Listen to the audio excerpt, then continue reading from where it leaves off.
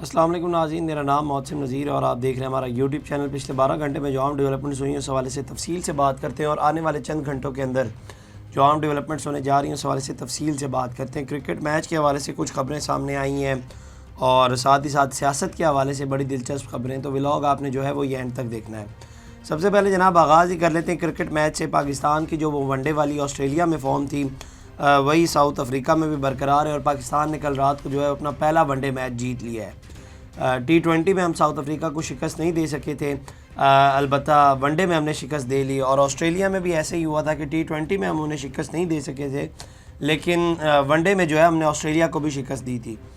تو بڑی اچھی فارم میں پاکستان نظر آ رہی ہے ون ڈے فارمیٹ میں اگر بات کی جائے، اور چیمپئنز ٹرافی بھی جو ہے وہ ون ڈے فارمیٹ میں ہی ہوگی۔ اور ساتھ ہی ساتھ سیم ایوب، ان کے حوالے سے میں بات کرنا چاہوں گا، ان کی تعریف کرنی بنتی ہے کل رات کو جس طرح کی انہوں نے اننگز کھیلی، اور لاسٹ T20 میچ میں بھی غالباً انہوں نے 98 سکور کیا تھا، کل رات کو بھی انہوں نے جو ہے وہ سینچری سکور کی اور 109 رنز کی انہوں نے باری کھیلی ہے، اور آخری اوور تک جو ہے وہ میچ کل بھی گیا ہے، لیکن پاکستان نے جو ہے وہ ساؤتھ افریقہ کو شکست دے دی، اور سیم ایوب کی ناقابل شکست اننگ 109 رنز کی جو اننگز تھی اس کی بدولت جو ہے وہ پاکستان کو فتح حاصل ہوئی۔ بابر اعظم اس طرح سے فارم میں ابھی بھی نہیں نظر آ رہے، اور نہ انہوں نے کل اس طرح سے سکور کیا۔ رضوان بھی فارم میں نہیں نظر آ رہے، کل انہوں نے میرا خیال ہے 1 سکور کیا ہے، اور سب سے زیادہ غصہ جو مجھے آیا وہ شاہین افریدی کے اوپر آیا کہ انہوں نے جو ہے وہ 8 ڈاٹ بالیں کھیلی ہیں، اور ایسی کروشل سچویشن میں جب میچ پھنسا ہوا ہے اور ان سے جو ہے وہ ہٹ نہیں لگی، تو ایسی سچویشن میں جو ہے انہوں نے 8 ڈاٹ بالیں کھیلی ہیں۔ لیکن سیم ایوب بڑا اچھا ٹیلنٹ ہے جی، اور خدا کا واسطہ ہے PCB سے کہ اس کو ضائع نہ کرے، اور یہ نہ ہو کہ آنے والے دنوں میں بولیں کہ جی اس کو بھی کپتان بنا دیتے ہیں۔ تو پلیز اس کے اوپر تھوڑا سا اور کام ہونے والا ہے، تھوڑی سی اور بہتری لانے والی ہے، تھوڑی سی اور کاؤنسلنگ ہونے والی ہے، تو یہ اور بہتر پرفارم کرے گا۔ بڑا اچھا لڑکا ہے، کل بھی سکور کیا، اور لاسٹ T20 میچ میں بھی جو ہے وہ 98 سکور کیا ہے، تو آہستہ آہستہ جو ہے وہ فارم میں بھی آ رہا ہے۔ تو ہم امید کرتے ہیں کہ پاکستان جو ہے وہ ون ڈے سیریز جیتے گا، اور اس سے جو ہے وہ چیمپئنز ٹرافی کے حوالے سے بھی جو ہے وہ پاکستانی ٹیم کا جو ہے مورال جو ہے وہ تھوڑا اور انکریز ہو جائے گا۔ تو اب آ جاتے ہیں جناب سیاست کی طرف، تھوڑی سی بات سیاست کی بھی کر لیتے ہیں۔ اسد کیسر صاحب کے حوالے سے گزشتہ ولاگ میں نے آپ کو بتایا تھا کہ انہوں نے کہا تھا کہ جناب ہم سے جو ہے وہ استعفوں کا مطالبہ کیا جا رہا ہے، اور یہ قابل برداشت بات نہیں ہے کہ جس طرح سے جو ہے وہ ہم سے استعفوں کا مطالبہ کیا جا رہا ہے۔ تو اس حوالے سے پھر اندر سے خبر نکلی اور اندر سے پتہ کروایا کہ جناب یہ جو بات کی جا رہی ہے اس میں کتنی صداقت ہے۔ تو پھر اب ظاہری بات ہے اندر سے خبر کی تصدیق بھی ہو جاتی ہے، اور خبر جو ہے وہ بڑی اتھینٹک بھی ہوتی ہے اندر سے جب نکلتی ہے۔ تو انہوں نے کہا کہ جناب یہ جو بات کی جا رہی ہے نا کہ ہمارے اوپر پریشر ڈالا جا رہا ہے، اس بات میں کوئی صداقت نہیں ہے، استعفے خود دے رہے ہیں۔ کچھ لوگ جو ہیں وہ پارٹی سے PTI سے ہی تنگ ہیں، کچھ لوگ جو ہیں وہ ظاہری بات ہے PTI سے ناراض لگ رہے ہیں، تو وہ لوگ جو ہیں وہ استعفے دینے جا رہے ہیں۔ اور ساتھ ہی ساتھ ایک بات انہوں نے اور کی، انہوں نے کہا کہ جناب اگر آپ کہہ رہے ہیں کہ نا یہ MNA اور MPAs جو ہم سے رابطے میں ہیں، ہمارے ساتھ سینیٹرز بھی رابطے میں ہیں، پاکستان تحریک انصاف کے سینیٹرز بھی ہمارے ساتھ رابطے میں ہیں، اور باقاعدہ طور پر ان کے پاس اس چیز کے پروف بھی ہیں، وہ کہہ رہے ہیں کہ ہم یہ چیز ثابت بھی کر سکتے ہیں۔ اور میں بڑا حیران ہو رہا تھا کہ ایسے نام تھے، یا ایک ایسا نام تھا جو پاکستان تحریک انصاف کی نمائندگی کرتا ہے بڑے پلیٹ فارمز کے اوپر، تو ان کا نام بھی جو ہے وہ ادھر تھا، اور وہ بھی ان سے رابطے میں ہے۔ اب میں یہ نہیں، یا ان کو میں غدار وطن یا ایسا کوئی ٹیگ نہیں دے رہا، اور نہ میں ان سے کہہ رہا ہوں کہ وہ پارٹی سے بغاوت کر رہے ہیں، ایسی کوئی بات میں نہیں کر رہا۔ یہ دونوں کلیم سے اسد کیسر صاحب نے بھی کلیم کیا تھا کہ ہم سے استعفوں کا مطالبہ کیا جا رہا ہے، اور ادھر سے بھی یہ کلیم کیا گیا ہے کہ یہ بات ہے۔ یہ ان دونوں سائڈز کا جو ہے وہ موقف ہے، وہ میں نے آپ کے سامنے رکھا ہے۔ اس کے بعد جناب کسی بھی وقت، اب میں جب کسی بھی وقت کہہ رہا ہوں تو وہ آج بھی ہو سکتا ہے، وہ کل بھی ہو سکتا ہے، وہ کسی بھی وقت ہو سکتا ہے۔ تو اس وقت جب تک ہم یہ ولاگ ریکارڈ کرنے، خیر ابھی تک تو نہیں ہوا، 190 ملین پاؤنڈ ریفرنس آخری مراحل میں داخل ہو گیا، اور نیب پروسیکیوشن کے ٹیم کے دلائل جو ہیں وہ مکمل ہو گئے، اور کسی بھی وقت جو ہے وہ خان صاحب کے خلاف جو ہے وہ یہ فیصلہ آ سکتا ہے۔ میں آپ کو بتا چکا ہوں کہ کسی بھی وقت میں کوئی بھی وقت ہو سکتا ہے۔ بانی PTI عمران خان اور بشرا بی بی کے خلاف 190 ملین پاؤنڈ ریفرنس آخری مراحل میں داخل ہو گیا ہے۔ نیب کی پروسیکیوشن ٹیم نے اپنی دلائل مکمل کر لیے۔ آج احتساب عدالت کے جج ناصر جاوید رانا نے 190 ملین پاؤنڈ ریفرنس کی سماعت اڈیالہ جیل میں کی۔ بانی PTI کو کمرہ عدالت میں پیش کیا گیا، جبکہ بشرا بی بی عدالت میں پیشی کے لیے اڈیالہ جیل پہنچی تھی۔ نیب کے پروسیکیوٹر امجد پرویز نے اپنے حتمی دلائل مکمل کر لیے۔ وکلاء صفائی آج اپنے حتمی دلائل جو ہیں وہ مکمل کریں گے، اور ان کا جو ہے وہ آغاز بھی کریں گے۔ تو آج جو ہے وہ اس کا فیصلہ آنا ہے۔ اس کا تھوڑا سا میں بیک گراؤنڈ آپ کو دے دیتا ہوں۔ نیب پروسیکیوٹر امجد پرویز نے حتمی دلائل دیتے ہوئے عدالت کو بتایا کہ 6 نومبر 2019 کو 190 ملین پاؤنڈ کی ڈیٹ سائن ہوئی، جبکہ رقم کی پہلی قسط 29 نومبر 2019 کو سپریم کورٹ کے اکاؤنٹ میں آ چکی تھی۔ ڈیٹ کی منظوری کابینہ سے 3 دسمبر 2019 کو لی گئی۔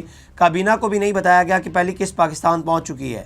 ایسٹ ریکوری یونٹ اور نیشنل کرائم ایجنسی کے درمیان بات چیت 2018 سے جاری تھی۔ کابینہ کی منظوری سے پہلے ہی ڈیڈ NCA کو بھجوائی جا چکی تھی۔ معاملات پر پردہ ڈالنے کے لیے بعد میں کابینہ سے منظوری لی گئی۔ پیسے وفاقی حکومت کے اکاؤنٹ کے بجائے سپریم کورٹ کے اکاؤنٹ میں منگوائے گئے۔ نیب کے پروسیکیوٹر کے مطابق کوئی قانون یہ نہیں کہتا کہ نیشنل کرائم ایجنسی اور ایسٹ ریکوری یونٹ کے درمیان سائن ہونے والی ڈیٹ کو پبلک نہیں کیا جائے گا۔ نیب قانون کے مطابق اگر پبلک آفس ہولڈر کوئی بھی گرانٹ یا ڈونیشن لیتا ہے تو وہ حکومت پاکستان کی ملکیت ہوگی۔ بانی PTI نے بطور وزیر اعظم فیور دی جس کے بدلے میں ڈونیشن ملی۔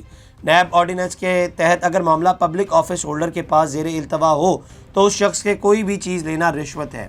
امجد پرویز نے اپنی دلائل دیتے ہوئے کہا کہ فرح گوگی کے نام پر 240 کنال اراضی ٹرانسفر ہوئی۔ زلفی بخاری کے نام پر بھی جب زمین ٹرانسفر ہوئی تو اس وقت بھی ٹرسٹ کا وجود تک موجود نہیں تھا۔ 190 ملین پاؤنڈ کی ایڈجسٹمنٹ ہونے کے بعد ٹرسٹ بنایا گیا۔ رولز آف بزنس 1973 کی بھی خلاف ورزی کی گئی۔ کابینہ میں کوئی بھی معاملہ زیر بحث لانے سے 7 روز قبل اسے سرکولیٹ کرنا ہوتا ہے۔ کیا جلدی تھی کہ اس معاملے کو 7 دن پہلے کابینہ ممبران کو سرکولیٹ نہیں کیا گیا۔ نیب پروسیکیوٹر نے اپنی دلائل مکمل ہونے کے بعد وکلاء صفائی نے جو ہے وہ آج تک کے لیے سماعت جو ہے وہ ملتوی کر دی گئی ہے اور آج جو ہے وہ اس حوالے سے احتساب عدالت اپنا فیصلہ سنائے گی۔ اب جو قانونی ماہرین ہیں یا کورٹ بیٹس جو کور کرتے ہیں ان کے حوالے وہ یہ کہہ رہے ہیں کہ جناب اس کیس میں موسٹ پروبیبلی جو ہے وہ خان صاحب کو سزا ہو جائے گی اور اس کیس میں جو ہے وہ اب یہ آج ہوتی ہے یہ کل ہوتی ہے، لیکن یہ قانونی ماہرین کی جانب سے کہا جا رہا ہے کہ اس کیس میں جو ہے وہ لگ یہ رہا ہے کہ خان صاحب کو سزا ہو جائے گی۔ اب دیکھتے ہیں اس کے اندر آج کیا ڈیولپمنٹس ہوتی ہیں۔ اچھا جی، اس کے بعد علیمہ خان صاحبہ نے بھی کچھ گفتگو کی ہے، اس حوالے سے بھی بات کر لیتے ہیں۔ عمران خان کی بہن علیمہ خان نے حکومت پر تنقید کرتے ہوئے کہا ہے کہ بانی PTI نے کہا ہے کہ اگر میرے 2 مطالبات نہیں مانے گئے تو میں بالکل ترسیلات زر روکنے کی کال دوں گا۔ علیمہ خان نے میڈیا سے گفتگو کرتے ہوئے PTI کی حکومت گرنے کے بعد لاکھوں لوگ خط غربت کی لکیر سے نیچے چلے گئے ہیں اور لوگوں کو معاشی مشکلات کا سامنا کرنا پڑ رہا ہے۔ انہوں نے کہا کہ سمندر پار پاکستانی خوشی سے تیار ہے کہ وہ اپنی ترسیلات زر وطن نہیں بھیجیں گے۔ آپ اپنے ڈالر لے کر ملک سے باہر چلے جاتے ہیں اور غریب محنت کش مزدور باہر کام کر کے ڈالر پاکستان بھیجتے ہیں۔ ان کا کہنا تھا کہ آپ اس ڈالر پر ملک چلا رہے ہیں اور واضح ہو گیا کہ آپ کو اسی ڈالر کی فکر ہے۔ علیمہ خان نے کہا کہ بانی PTI کا کہنا ہے کہ لنڈن پلان کے مطابق PTI کو کرش کرنے کا ایجنڈا تھا۔ مرحلہ وار پارٹی کو کرش کرتے ہوئے انتخابی نشان بھی لے لیا گیا۔ ان کا کہنا تھا کہ بانی PTI نے کہا ہے کہ 10 عمارتیں جلائی گئی ہیں تو 10,000 لوگوں کو گرفتار کر لیا گیا۔ اتنے لوگوں نے 10 عمارتیں تو نہیں جلائی۔ 8 فروری کو عوام نے ان کو دھوکہ دیا اور بتایا کہ وہ ظلم کے نظام کے خلاف کھڑے ہیں اور 9 فروری کو لوگوں کا ووٹ چوری کر کے جعلی حکومت بنائی گئی۔ علیمہ خان نے کہا کہ قانون کی حکمرانی کے لیے 24 نومبر کے پرامن احتجاج پر گولی چلائی گئی۔ جب لڑکے شہید اور زخمی ہوئے تو میں وہاں موجود تھی۔ عمارت سے گولی چلائی گئی، ہم اس کے عینی شاہد ہیں۔ رات کو اندھیرا کر کے بے گناہ لوگوں کا قتل کیا گیا۔ بہت زیادہ عینی شاہد ہیں جو آنکھوں دیکھا حال بتا رہے ہیں۔ ان کا کہنا تھا کہ بانی PTI بہت زیادہ تکلیف میں ہے، اب یہ چیزیں نہیں رکیں گی۔ بانی PTI کا مطالبہ ہے کہ سپریم کورٹ کے 3 سینئر ججوں پر مشتمل جوڈیشل کمیشن قائم کیا جائے اور بے گناہ قیدیوں کو رہا کیا جائے۔ عمران خان کی بہن نے مزید کہا کہ اگر بانی PTI کے مطالبات تسلیم نہیں کیے گئے تو وہ سمندر پار پاکستانیوں سے ترسیلات زر وطن نہ بھیجنے کی اپیل کریں گی۔ ان کا کہنا تھا کہ بانی PTI نے کہا ہے کہ حکومت اگر میرے یہ 2 مطالبات پورے کر دے، اور انہوں نے جو ہے وہ مطالبات دے کر اپنے لوگوں کو حکومت کی طرف بھیجا ہوگا۔ بانی PTI نے کہا ہے کہ اگر میرے 2 مطالبات نہیں مانے گئے تو میں بالکل ترسیلات زر روکنے کی کال دوں گا۔ اچھا، اب یہ جو ترسیلات زر روکنے کے حوالے سے بات کی جا رہی ہے نا، تو بہت سا جو اگر بات کی جائے ترسیلات زر جو آتی ہے وہ باہر سے وہ UAE والی سائڈ سے اور دبئی والی سائڈ سے اور اس سائڈ سے جو ہے وہ بہت زیادہ آتی ہے اور وہاں سے ہی ان کی فیملیز یہاں پر ہوتی ہیں تو ان کے لیے جو ہے وہ یہ تمام تر چیزیں بیچتے ہیں۔ اب اگر وہ لوگ روکتے ہیں، بقول علیمہ خان صاحب کے حوالے سے وہ لوگ کہہ رہے ہیں کہ جناب ہم لوگ بھی تیار ہیں، باہر والے اگر وہ لوگ روکتے ہیں تو ان کے پاس جو ہے وہ الٹیمیٹلی آپشن ایک ہی بچے گا، وہ ہنڈی کا آپشن بچے گا اور وہ وچ از این انلیگل، تو وہ انلیگل ہے۔ اور اگر اس میں کوئی پکڑا جاتا ہے یا اس میں کوئی بھی قصوروار ہوتا ہے یا ہنڈی کو دوبارہ ایکٹیویٹ کر دیا جاتا ہے تو اس کا الٹیمیٹلی جو الزام ہے وہ خان صاحب کے اوپر آئے گا کیونکہ کال انہوں نے دی تھی۔ اور اس کے بعد اگر فیٹ اپ کی طرف سے کوئی پریشر آتا ہے یا دوبارہ اللہ نہ کرے پاکستان دوبارہ گرے لسٹ میں جاتا ہے تو اس کی ذمہ داری بھی جو ہے وہ خان صاحب کے اوپر ہی آئے گی۔ اب سوال یہاں پر یہ اٹھتا ہے کہ کیا پاکستان تحریک انصاف کو احتجاج نہیں کرنا چاہیے؟ 9 فروری یا 8 فروری کے الیکشنز کے حوالے سے، 26 نومبر کے احتجاج کے حوالے سے، اپنے جو قیدی ان کے جو جیلوں کے اندر ہیں ان کے حوالے سے اور جو ان کے مطالبات ہیں، جو ان کے بقول ان کے جو جائز مطالبات ہیں کیا ان کو اس حوالے سے جو ہے وہ احتجاج نہیں کرنا چاہیے؟ بالکل کرنا چاہیے، لیکن احتجاج کا ایک طریقہ کار ہے۔ احتجاج ہونا چاہیے، لیکن اس سے جو ہے وہ سکولز بند نہ ہو، اس سے ہاسپٹلز بند نہ ہو، اس سے کسی بھی عام شخص کو جو ہے وہ مشکلات کا سامنا نہ کرنا پڑے۔ آپ جو ہے وہ زمان پارک کے اندر احتجاج کر سکتے ہیں، وہاں پر بڑا اچھا احتجاج ریکارڈ ہو سکتا ہے، بلکہ میڈیا بھی وہاں پر آ کر آپ کو کوریج دے گا۔ آپ تو خود کہتے ہیں کہ ڈیجیٹل میڈیا میری پاور ہے، تو ڈیجیٹل میڈیا والے آپ کو وہاں پر آ کر کوریج دیں گے۔ لیکن احتجاج کا میں بار بار کہتا ہوں کہ ایک طریقہ کار ہے، یہ کوئی طریقہ کار نہیں، اس سے جو ہے وہ الٹیمیٹلی عام بندے کو ہی مشکل ہوگی، کیونکہ عام بندے کا گھر ہی چل رہا ہے ڈالر سے۔ اگر وہ باہر ان کا کوئی کمانے والا بیٹھا ہے تو پیچھے اس کے بچے سکولز پڑھ رہے ہیں، یا اس کی والد یا والدہ کا علاج چل رہا ہے، یا کسی بھی اور طریقے کی 100 طریقے کی ضروریات ہوتی ہیں، تو وہ رک جائیں گی، تو اس سے الٹیمیٹلی جو ہے وہ مشکلات ان کو ہی ہوں گی۔ تو آپ کے لیے احتجاج کے اور بہت سارے طریقہ کار ہیں۔ میں کبھی بھی یہ نہیں کہتا ایک سیاسی جماعت کا یہ حق ہے کہ وہ دھرنا دے، وہ احتجاج کرے، وہ جلسے کرے، یہ ایک سیاسی جماعت کا حق ہے، اور اس سے جو ہے اسے روکنا بھی نہیں چاہیے۔ لیکن یہ طریقہ کار نہیں کہ آپ جب جا کے بیٹھے تو وہاں پر جو ہے وہ سکولز بند ہو جائیں، وہاں پہ ہاسپٹلز بند ہو جائیں، اور تمام تر چیزیں جو ہے وہ بند ہو جائیں۔ آپ کسی ایسی جگہ کا انتخاب کریں جہاں پر رہ کر آپ لوگ جو ہے وہ پرامن احتجاج کر سکیں۔ تو احتجاج کرنا جو ہے وہ آپ لوگوں کا بالکل بنیادی حق ہے۔ اس کے بعد جناب عمران خان صاحب کے آفیشیل اکاؤنٹ سے بھی ایک ٹویٹ کیا گیا ہے۔ اس میں جناب یہ کہا گیا ہے کہ عمران خان کا اڈیالہ جیل سے پاکستانی قوم کے نام پیغام۔ تحریک انصاف نے ہمیشہ آئین اور قانون کے مطابق جدوجہد کی ہے، مگر ملک پر مسلط مافیا ہمیشہ آئین و قانون کی خلاف ورزی کرتا ہے۔ 9 مئی اور 26 نومبر کی تحقیقات کے لیے جوڈیشل کمیشن کا قیام اور انڈر ٹرائل اسیران کی رہائی ہمارے جائز مطالبات ہیں۔ میں سول نافرمانی کی تحریک چند دنوں کے لیے مؤخر کر رہا ہوں۔ اس دوران تحریک انصاف خدوخال اور ٹائم لائن کا فیصلہ کروں گا۔ 7 ایسی وجوہات ہیں جن کی وجہ سے ہمارے لیے سول نافرمانی کی تحریک شروع کرنا ضروری ہو چکا ہے۔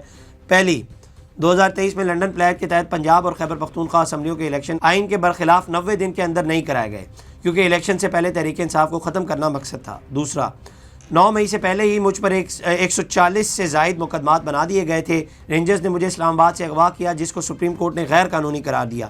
9 مئی ایک فالس فلیگ آپریشن تھا جس کے تحت ہمارے لوگوں کو گرفتار کرنا مقصد تھا۔ 10,000 افراد کو گرفتار کر کے جھوٹے مقدمات میں جیلوں میں ڈال دیا گیا۔ ہمارے کارکنان اور پارٹی رہنماؤں پہ تشدد کیا گیا، ان کے گھروں کو توڑا گیا، ان کے خاندانوں کو ہراساں کیا گیا، ان کو عدالتوں سے ضمانت ملتے ہی کسی نئے جھوٹے پرچے میں گرفتار کر لیا جاتا تھا۔ میرے اغوا سے لے کر کارکنان پہ تشدد، گرفتاریاں، سب کچھ غیر قانونی اور غیر آئینی تھا۔ اس ظلم کے خلاف سپریم کورٹ میں پٹیشن دائر کی، لیکن سپریم کورٹ نے انسانی حقوق کی ان بدترین خلاف ورزیوں کا نوٹس تک نہ لیا۔ قاضی فائز عیسیٰ حکومت کے ساتھ ملا ہوا تھا۔ 1971 کے بعد کبھی کسی پارٹی پر اس طرح کا ریاستی جبر نہیں کیا گیا۔ تیسرا، تمام غیر قانونی اور جبر جمہوری حربوں کے بعد ان کو غلط فہمی تھی کہ 8 فروری کو تحریک انصاف الیکشنز نہیں جیت سکتی۔